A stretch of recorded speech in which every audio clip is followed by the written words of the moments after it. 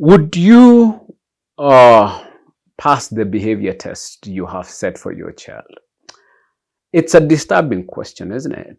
You expect your child to always have a good day, be polite, compliant, and cheerful, even when life is overwhelming.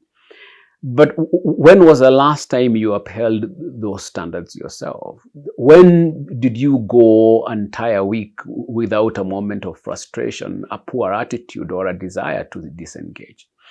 The truth is, children are often held to a higher behavioral standard than adults, and that discrepancy deserves scrutiny.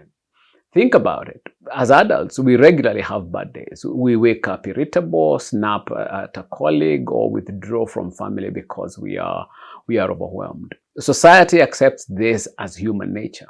Yet, when your child wakes up grumpy, forgets their manners, or pushes back on a boundary, you are quick to label it as misbehavior or disrespect. This double standard not only sets unrealistic expectations for children, but also deprives them of the grace and understanding you so freely give yourself.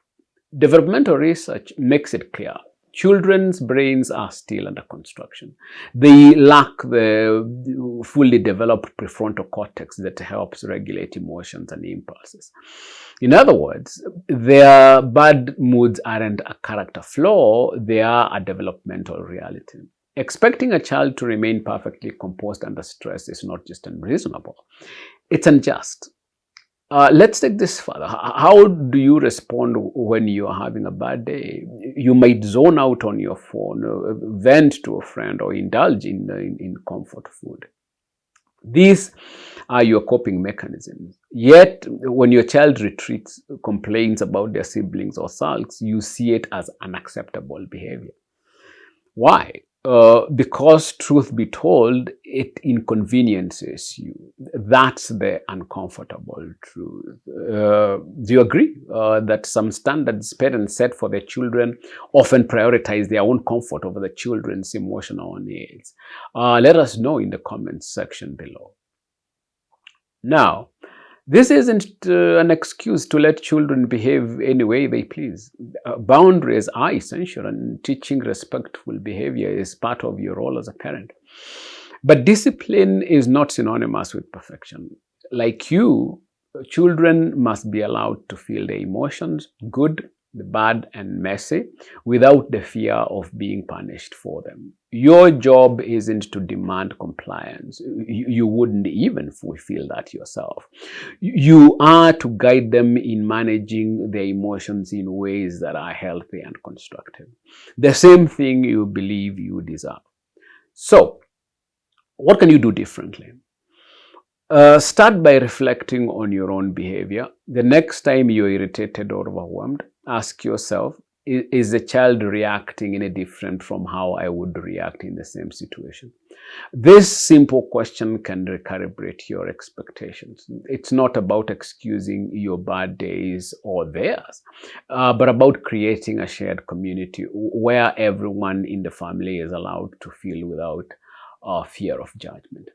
It is time to replace punitive reactions with empathy. When your child acts out, pause and ask yourself, how do I want to be treated when I'm irritable or having a hard time?